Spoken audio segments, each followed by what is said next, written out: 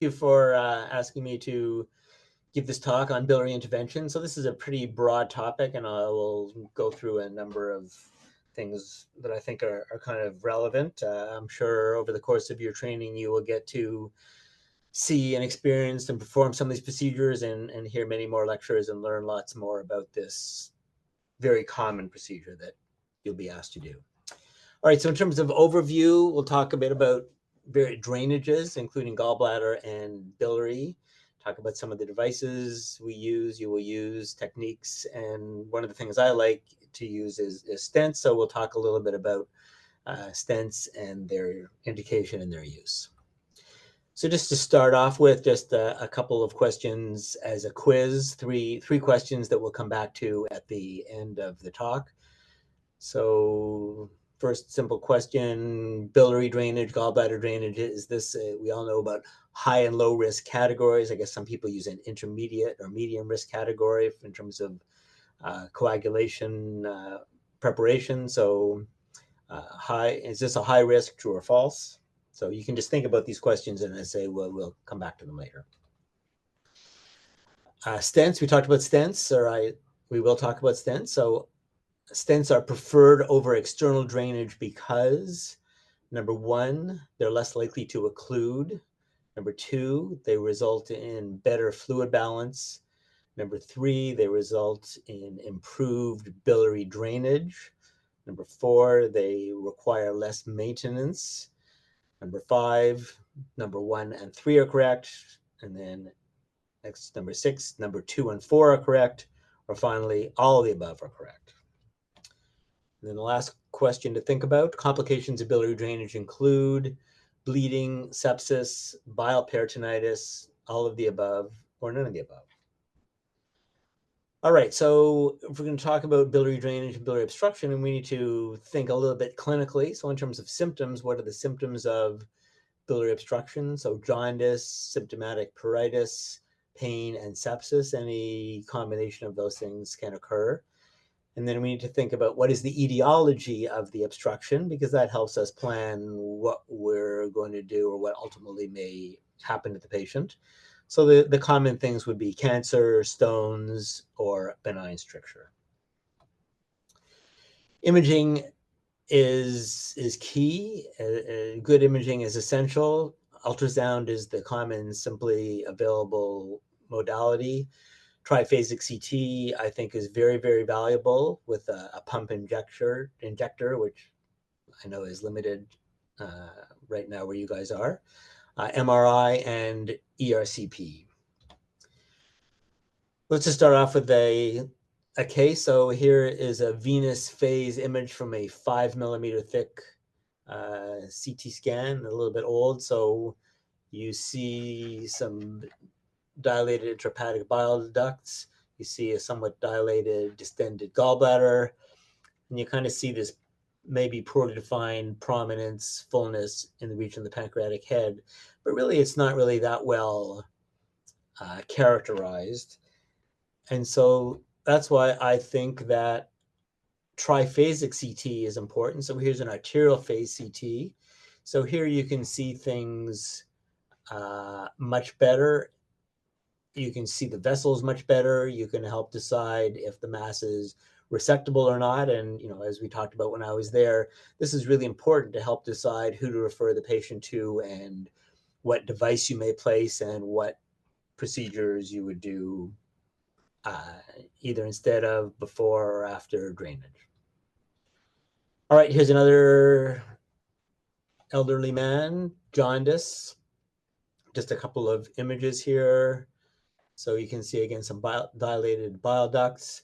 And it's always important to follow the ducts, follow the common bile duct. And we can see here a dilated common bile duct, and we can see a structure within the common bile duct. And so, in fact, this is a calculus, this is a stone. And so multiple common bile duct stones.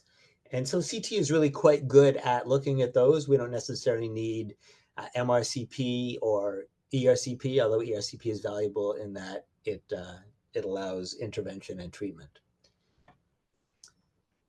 Moving on to the gallbladder, so acute cholecystitis, just to remind us of that. So the classic sonographic features, which can be also quite well seen on CT, gallbladder distension, stones, here's some sludge, don't see any stones here, wall thickening, pericholecystic fluid, and of course the so-called positive Murphy sign. When you press, it hurts. So classic acute cholecystitis. And now again, you've got to decide in terms of patient's status.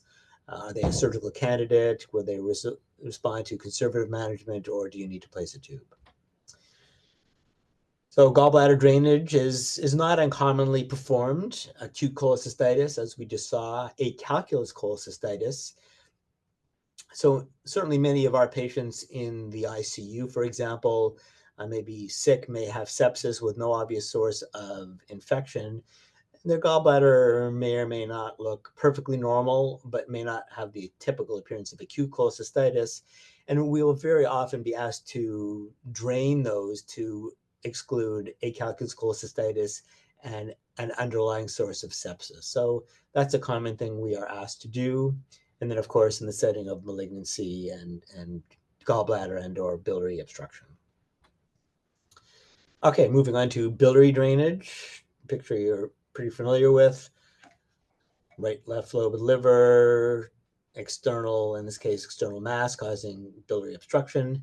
So in terms of how to approach this, as a general rule, and this depends on local expertise, ERCP for, let's call it a simple distal obstruction is the preferred and the safer way to obtain biliary drainage. Now, again, it depends upon prior surgery or masses. Is there a mass? Is there surgery that precludes the endoscopist from accessing the papilla?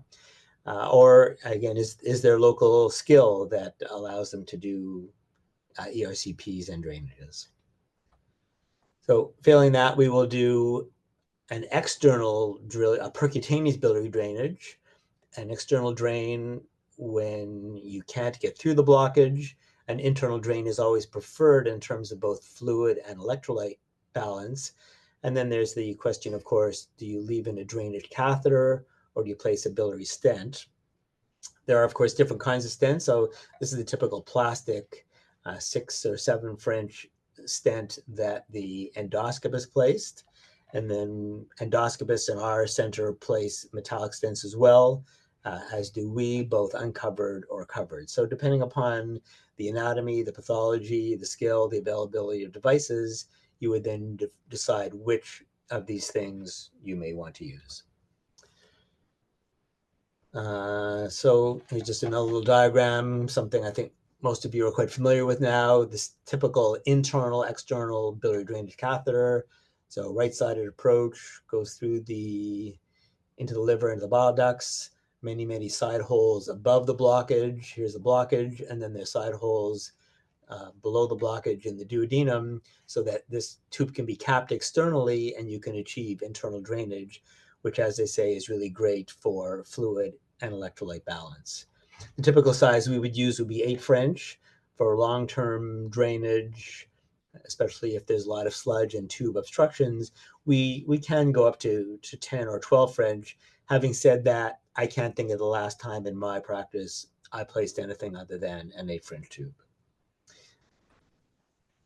Biliary stents, I think you get in the sense that I love biliary stents. So they can be made of various materials, either self-expanding or balloon expanding. And biliary stents are really just a derivation of the various other arterial or venous stents that are available. Typically now we would use self-expanding stents in the biliary tree. Again, covered or uncovered depends on the pathology. If it's an extrinsic mass, a lymph node or something external to the bile duct, then typically we would place an uncovered stent. If there's a pancreatic mass or a cholangiocarcinoma or something invading into the bile duct, we would usually prefer a covered stent to help reduce tumor ingrowth and reduce obstruction, keeping in mind that covered stents do have a higher risk of migration. And these stents, like all other stents, come in various lengths and sizes. The typical size that I would use would probably be an 8 or 10 centimeter length stent. of 10 millimeter diameter. You want to try and choose the length of the stent based on the length of the obstruction, obviously leaving a little bit of extra stent on both sides of the obstruction, and choose the diameter of the stent based on the size of the bile duct, and generally bigger is better.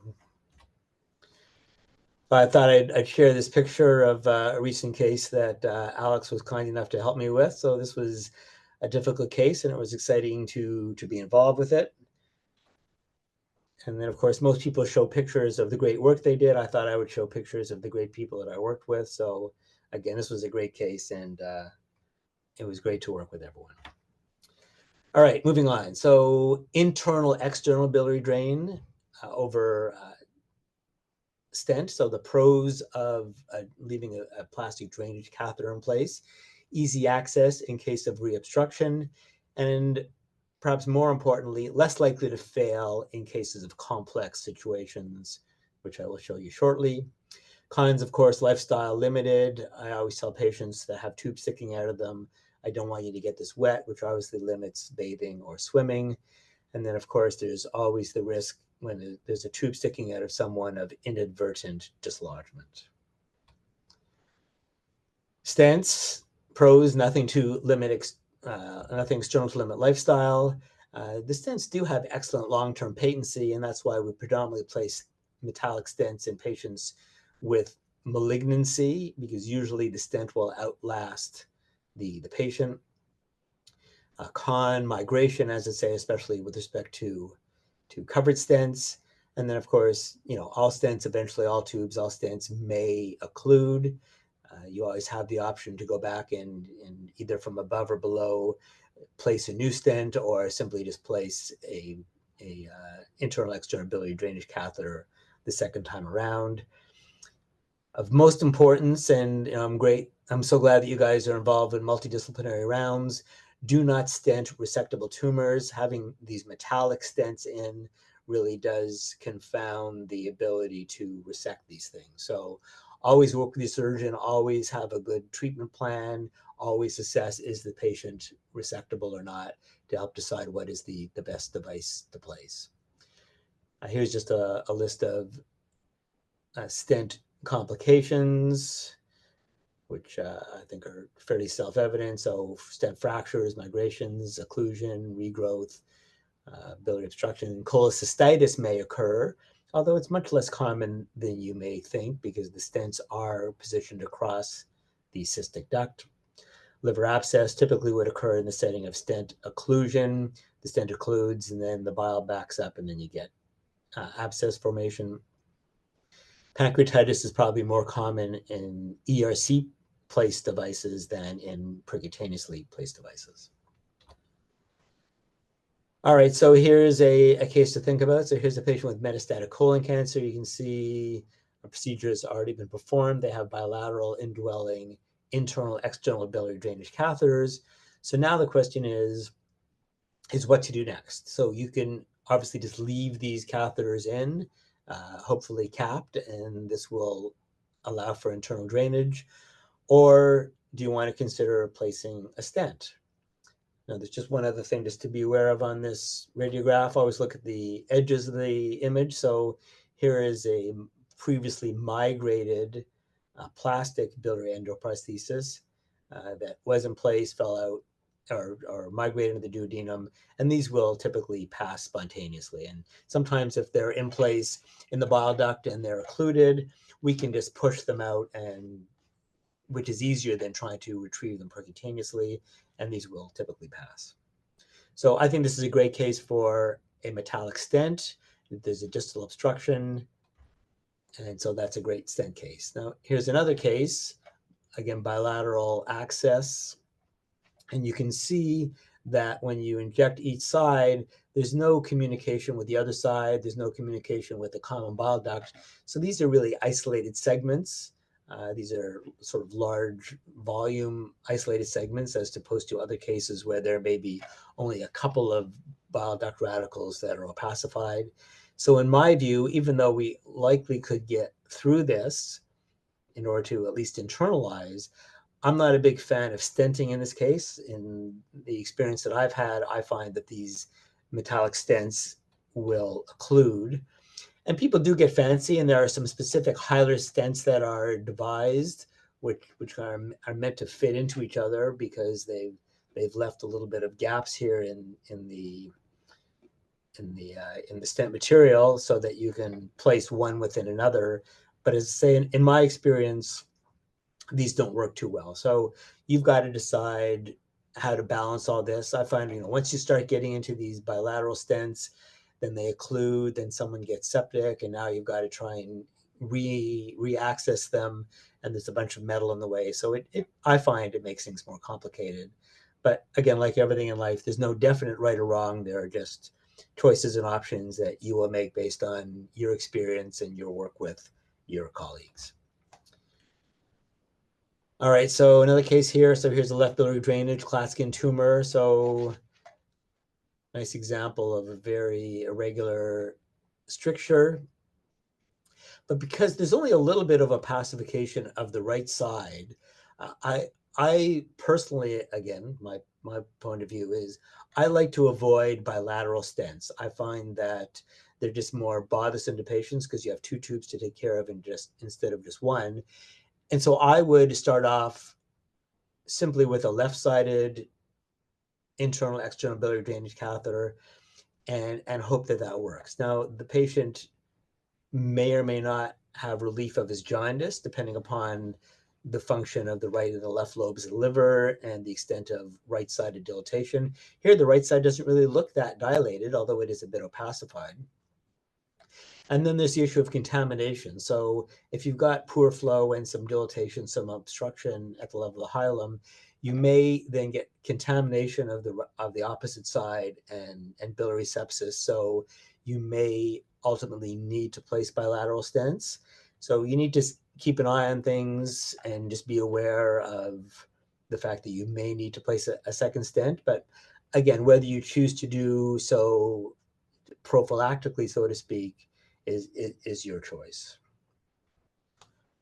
All right, so now we talked a bit about the procedure. How do we do the procedure? So I like to, if I'm going to aim to stent, is to place a stent primarily at the time of internal drainage. And it often is possible. Sometimes when they first present, you don't know for certain what their diagnosis is or if they're resectable or if they're a surgical candidate. And so in that case, you would simply perform a biliary drainage, make an assessment, have a team meeting, and then you can place the stent later once treatment plan has been confirmed. Routine use of pre-procedure antibiotics, typically ceftriaxone 1 gram is what we use. Ascites is a relative contraindication. It increases the risk of bleeding and biliary sepsis, biliary peritonitis, both in terms of doing biliary drainages and, of course, doing liver biopsies. So consider doing a paracentesis prior to the drainage. But if someone has ascites and someone is obstructed and needs a biliary drainage, you don't really have a lot of choice. You just need to be aware and, again, let the patient know that there's somewhat increased risk to the procedure. So again, as you know, ultrasound, some combination of ultrasound and fluoroscopic guidance. I prefer the left-sided access. I find it's less painful than right-sided intercostal approach. The one negative thing from an operator point of view is that it can be more difficult in terms of radiation protection to the operator and your hands, trying to manipulate things without getting your hands in the way.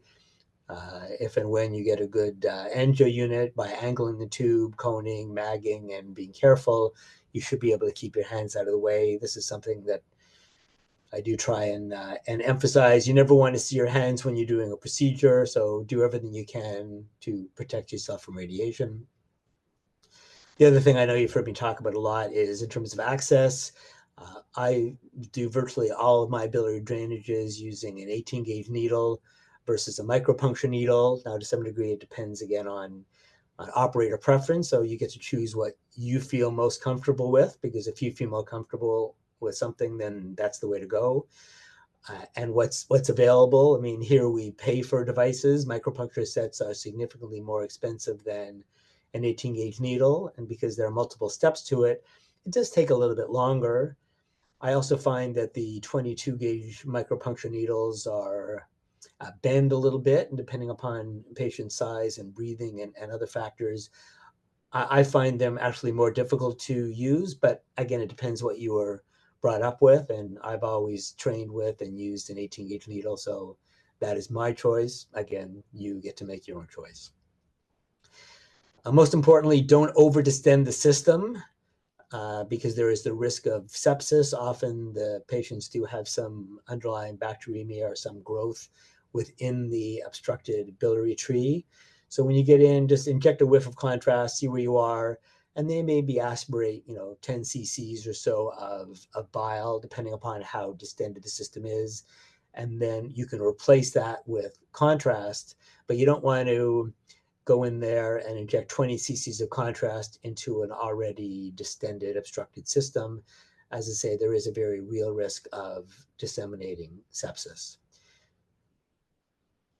As I said, you want to pacify the system to assess the anatomy and to guide where you are directing your wires and catheters to try and identify where the common bile duct is, where the blockage is, in order to traverse that. We all have our favorite wires and tubes and devices and catheters. I just like a standard 035 straight wire. That's the standard wire that I typically use to start with, and a 4-French Cumpy catheter. So those are my favorite devices. As you know, when you see me when I've been there, is sometimes the wire doesn't go where you want, and so I will use a glide wire. And I know you are already well aware that glide wires through needles are a little bit of a no-no, because if you're not careful, you can shear the coating off of the glide wire and get into trouble or get the glide wire stuck. Again, as long as you're cognizant of that and careful, it's pretty uncommon. And again, sometimes if you can't get another wire to go, you have no choice. So as long as you're aware of the issues and you do what you can to avoid them or identify them, then you're okay to proceed. So now you've got your wire and your catheter in, cross the lesion. And as I say, I like using typically a stiff glide wire. Now, once you're through the lesion, then I like using the so-called rail wire. And my favorite wire is the 180 centimeter length Amplatz wire, 035 Amplatz. Gives you a lot of stiffness and a lot of length to manipulate and to use various balloons or stents or devices or whatever you need to do to get the case done. If and when I place a stent, I like having an introducer in place, and most of the stents that I use will go through a 9 French introducer. So get your wiring, get your introducer in, and then I would typically pre-dilate the stenosis with a 6 or 8 millimeter diameter balloon for a couple of reasons. One, it helps localize exactly where the stenosis is, and two is for the really rigid, stiff, narrow stenosis, if you just go ahead and put the stent in, it may not open well or open completely. And if you go then to post-dilate, it's possible you could displace the stent and push the stent out of the way. So anything you can do to avoid a complication and make the procedure easier is, in my view, the way to go. Then place your stent, and depending on how things go, I may post-dilate with an 8 or 10 millimeter diameter balloon, depending upon the anatomy, depending upon the size of the stent that I've chosen, of course. And then you want to inject, confirm patency, depending on how things look and how worried you are. I used to leave in biliary drains as a safety net. Now I just typically would leave a 4-French Cumpy catheter in, just for access in case the stent occludes, in case there's bleeding, in case there's a problem, you have easy access. But by not leaving an actual biliary drain in place, you're giving it more of a trial to ensure that the stent is actually draining and working. Here's just a couple of pictures of a stent, one of the early stents that I placed. And so it's always important to look at the stent and decide, well, how do things look? So here the stent is flared nicely distally. It's a dark picture, sorry. But proximally, it hasn't flared. So this stent is not optimally positioned. You haven't traversed both sides of the lesion. And because the stent is eccentrically positioned, the stent is going to migrate. So This is not optimal. And as soon as you see this, then very, very carefully, you should go and put a second stent in tandem with this to help kind of tack this down and reduce migration, as well as stenting the proximal aspect of the stenosis. So here what I did was, again, it's hard to see the stent, put a balloon in there to open things up a little bit, and then put a second stent in. So this is an uncovered stent. Obviously, once you're into the intrahepatic bile ducts, you don't want to place a covered stent because you will cover all of these side branches. So a bit longer than I initially anticipated, but this way we're completely covering the lesion. So after that case, we wrote an article talking about this specific case, migration. At this time, we used a wall stent before dedicated biliary stents were in place, and just talked about everything I just talked about just now. All right, so here's another patient, 72-year-old new onset jaundice, failed ERCP, dilated bile ducts, somewhat distended gallbladder, distended stomach. So we did a left-sided biliary drainage, and a cystic duct, obstructed distal common bile duct. So got through it. So here's the stent, and there's various markers on the stent to show where the stent is. So here's the proximal and distal end. And the thing about self-expanding stents that makes them a bit more difficult to use than balloon expanding stents is they do shorten. And with time and experience, you kind of get to know how much they're going to shorten and where they're going to shorten. So look how long this is, but when it's ultimately deployed, it's going to shorten more than that. So typically here's the ampulla approximately this level. So I'll start deploying here, and you can see that this is the covering of the stent, at least the releasing device. So the stent is being deployed from here to here. And as you're slowly deploying it, watch that it flares distally, watch where the proximal aspect is. You want to be above this level, and then just slowly deploy it, watching the stent open. And again, because you still have wire access, should the stent be too short or migrate or not do what you want, you still have the option or ability to go in there and put a second stent in. So this stent is a typical 10 millimeter diameter. This was 6 centimeter length. And so here it's open, so you can see that it has shortened, but you can see that it's flared on either side of the so-called dog bone of the stenosis. So this stent is beautifully positioned. Went ahead and I plastied this, ballooned this, just to try and open it up a little bit more since we were in there. And often these tumors are quite rigid, and it is somewhat uncomfortable for the patient to distend these. So be sure that you're offering appropriate sedation and pain control. And so I would warn the nurse, warn the anesthetist that, hey, I'm going to balloon this. Can you please just give an extra dose of something before I do that? So I guess this was, yeah. So here's the before ballooning, and here's after ballooning. So this is a covered stent. And so you can see this is open really quite nicely. And then this is the final image. This patient was discharged home the next day. Now we'll often do these as an inpatient when all goes well, and usually these are great outpatient procedures. Now this same patient, now here's the stent, returned 1 week later with vomiting. You can see the stomach is even more distended. So now we're going to transition a little bit from the biliary tree to gastric stents. I thought it'd be a good opportunity to talk about that. So I think that you guys are in a great position to place some enteric stents, and I did bring some stents there, both for rectal and gastroduodenal use. So I just do this per orally. So here is an NG tube in position, and here's a very long, typically use a 100 centimeter length angled catheter. Here's the stenosis, so we can get through that just like we would any other stenosis. The problem is when people have had long-term gastric outlet obstruction, or even moderate term, the stomach gets quite distended. And look at how long this course is.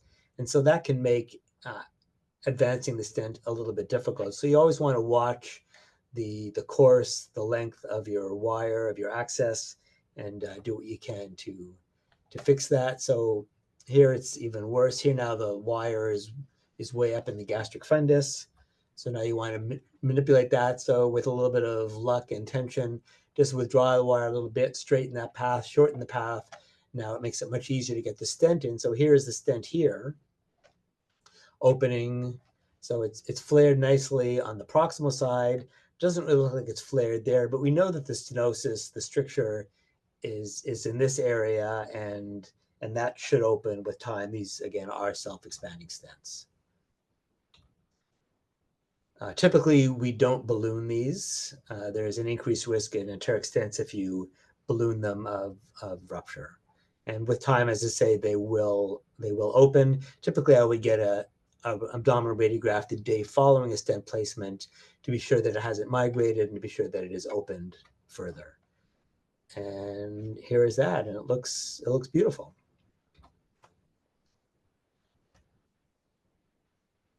Another picture of that. All right, here's another patient, but let's just skip that. So this is pretty much the same thing. Another case, so biliary drainage and another placement of a duodenal stent. And you can see 24 hours later how nice. So there's still a bit of a narrowing here, and with time this still may open. And that's why I do tend to try to dilate these when I'm there, because you're there, and if you can make it look a bit better or act a bit better while you're in there, it just makes things easier. And here is 24 hours later, the duodenal stent is opened quite nicely. And they've got this kind of flare thing at the proximal aspect to help reduce distal migration. So here's just an article that you guys may have seen before, just talking about complications of metallic stents in biliary obstruction. And again, we talked a bit about stent complications earlier on. So the typical things you'd expect: cholangitis, fever, jaundice, sepsis, progression of disease, of course, occlusion of drainage catheters, occlusion of stents, occlusion of metallic stents. But overall, the complications are really quite low, and metallic stents and percutaneous biliary drainages are very effective and safe. All right, let's go back to the quiz. So biliary drainage, gallbladder drainage is a high-risk category, true or false? Anyone want to yell out? True. Sure. True is true. Excellent. So yes. Stent is preferred over an external drainage catheter. I didn't number these things, sorry, but which of these answers is most correct? 2 and 4. Sorry? 2 and 4. 2 and 4 is correct. Yeah. So as I said, better fluid balance, which is important because the biliary tree the liver can put out, several hundred, 200 to 500 cc's of fluid, which includes electrolytes, every day, and you don't really want to have to be replacing that. And if you have an internal stent over an external drain, that way you're putting all that back into the bile duct. And when you've got a stent over an external drain, there's really nothing to do. There's nothing sticking out of the patient, and it just makes it easier for everyone. Complications of biliary drainage. All the above? All the above is correct. Yes, excellent. All right, so that's Northern Lights in Northern Ontario. So that's a pretty quick run through of biliary drainages and all that is the bile ducts and stents. Do you guys have any questions?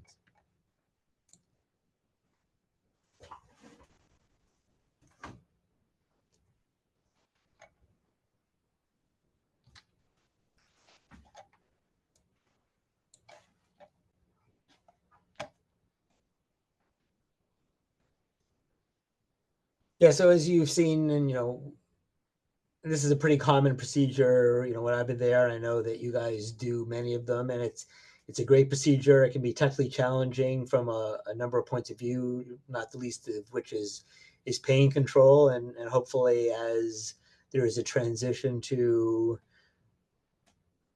away from anesthesia, sedating for your patients, you guys will learn to do this. But pain control is essential. Pain control for any procedure is essential. And these procedures are fairly straightforward. They can be challenging. There's a number of challenges, of course, getting into the biliary tree in the first place, getting through the blockage, and then there's always, again, the thought process is, what device do I want to use? And again, most importantly is collaboration with surgery and GI to make sure that the patient is getting the overall best treatment plan, best outcome. Follow up in terms of tube changes, monitoring to be sure the disease doesn't progress, the stent doesn't occlude, and whatnot. Hello, So, Dr. Murray. yes. I have a question, please. Okay, go ahead. So regarding technique when deploying self-expanding stents, based on the few ones that we've done here, I realize that they always tend to migrate beyond your original point where you want them. So what do you advise when we are deploying to ensure they tend to kind of stay where you really want them to be placed? Unlike balloon stent, which are balloon deploy stent, which are way easier to deploy, I realize for stent expanding stent, we end up having to struggle to retain it at the exact point we want it. Thank you. So that's a great question, and as I kind of hinted, there's a learning curve. And in the one case that I showed you, I did it wrong. I got the stent too far in advance. So one way to do it is practice, and maybe it's a bit hard to practice with expensive devices on these patients, but perhaps, I know expired devices are an issue there. I'm hoping that maybe you could ask for teams to bring in expired biliary stents that, with very clear communication with the customs and immigration people, can be said, look, we're just going to use these on the benchtop. We're going to use these to practice on, and just practice deploying them in a tube. But as I say, it's just a learning curve.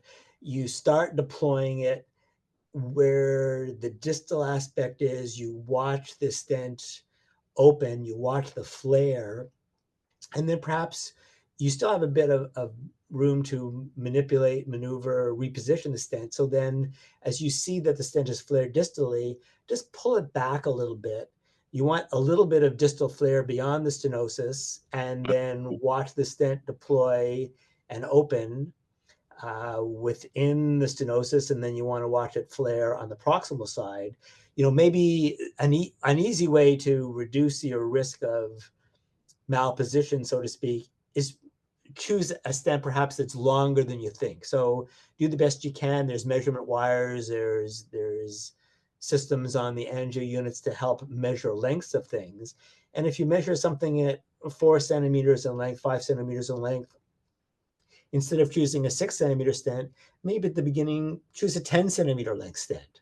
As long as it's uncovered, it's probably not really the end of the world to have a stent that's too long. If you get into trouble and have to re-intervene, the stent will get in the way a little bit, but that way you leave yourself more room for error. And as you deploy more and more stents, you'll get more and more used to seeing how they deploy and where they end up. But yeah, it's absolutely hard, and balloon expandable stents are pretty easy. You put it where you want, you blow the balloon up, and it ends up where you want.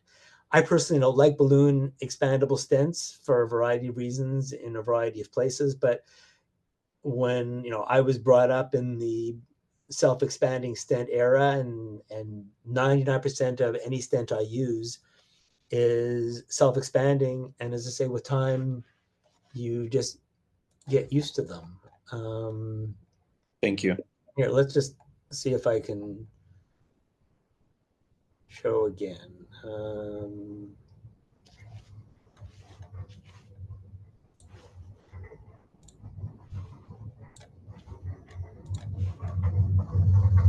right, can you see this picture? So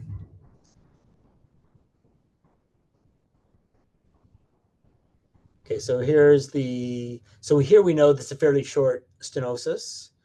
Now, you want to opacify nicely and sometimes put markings on the patient on the skin or draw on the image intensifier or on the monitor. So here's the duodenum. So we know that we want the distal aspect of the stent to be beyond this. We can see the proximal aspect of the stricture here. So we know we want the proximal aspect to be proximal to this. So now, as to say, you just slowly deploy the stent, and here's the retracting sheath. So here the stent hasn't really opened, but I know that I'm in the duodenum. I know the stent will open. And then I don't have intermediate pictures. And now the stent is completely open. And naturally, maybe I push the stent in a little bit because here you can see the stent is maybe a bit further in than it is here, but it's still above the proximal aspect. And as I say, this is kind of a perfect position. This is a short stricture, so this is easier to land the stent exactly where you want. But as I say, you got your wire through, and even if the stent, say this proximal aspect of the stent had been here, you identify that while you're doing the procedure, and you say, well, I can fix this, and you just put another stent in. So always, ask yourself the question: is the stent in the right place? Am I too far? Am I too close? Is it open properly? Do I need to do something else? So being aware and intervening and doing something about it is the answer. And again, so here's the duodenal stent. So here's the stent completely encased within the delivery system. So here's the metallic marker that shows where the releasing covering will be. So I know that the stricture is in this area. So I know I'm well beyond the stricture here. So you start releasing beyond where you want. And as you're slowly releasing, keep in mind where the proximal aspect is. And then you may need to kind of pull the stent back a little bit. So again, here it's flared nicely. Here it hasn't. So that is a bit concerning. But as I say, sometimes they do this, and with time, they do open. So just like everything else in life, just practice, practice, practice. Thank you.